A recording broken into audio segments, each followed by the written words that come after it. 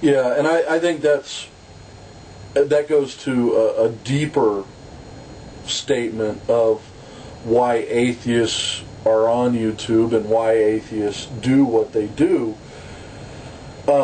Is as far as education goes, and debate and inquiry and all that stuff, is that we see how fragile and how precious humanity is, and we know how unique and special each life is, and how much value that life holds. And so when we see people taking others' lives, not necessarily in the name of religion, but because they have a religious belief, it allows them that get out of jail free card. It allows that thought of, maybe I could get away with killing this person, or it won't matter, I can just say my Hail Marys and it'll be fine. Or taking this person out is more important than this other rule because they're breaking this rule. This rule is bigger to me than that rule. Yeah. And it's all a personal justification. Right. And it leaves it subjective. I mean, you look at any holy book, again, not picking on Christianity, but you look at any holy book and they all have contradictions in them. They all have, one section says these rules are the best, and another section says no, these rules are the best. And we've described that in some of our videos. Yeah. Well, for example, the Muslim girl that was stoned to death because she refused to marry the 64-year-old man. Right. Now, I don't know all the details about the Quran, and I won't even pretend that I understand all the rules of the religion. But I would imagine that somewhere in there, there's rules about not killing each other.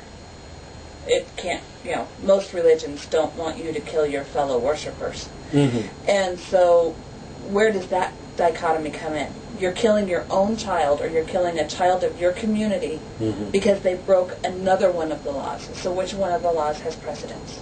Yeah. Yeah, agreed. It doesn't make rational sense when you start really picking it apart. Right, and that's the whole point of to wrap this up, is that when you enter religion into a discussion of ethics and morals, it can only go south from there. When religion is removed from a discussion of ethics and morals, everyone can come to a consensus. It's in us. Our morals are in us. I grew up poor. I grew up disadvantaged. I grew up in one of the poorest states in the United States, and I had many opportunities, believe me, I had many opportunities to go down the wrong path.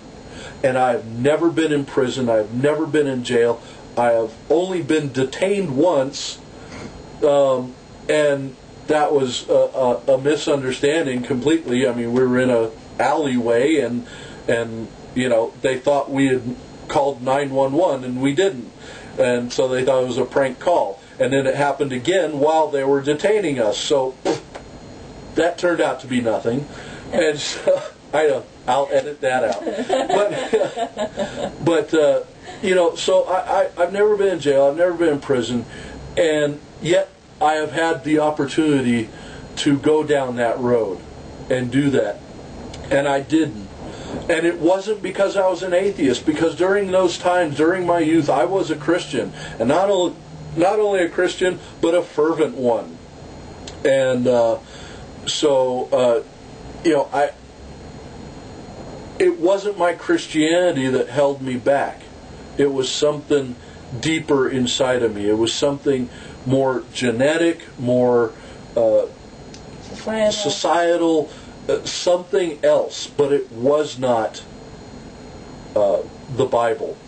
We do not get our ethics or morals from our religions or our religious texts. Any perusal of any religious text will quickly point that out. Yeah.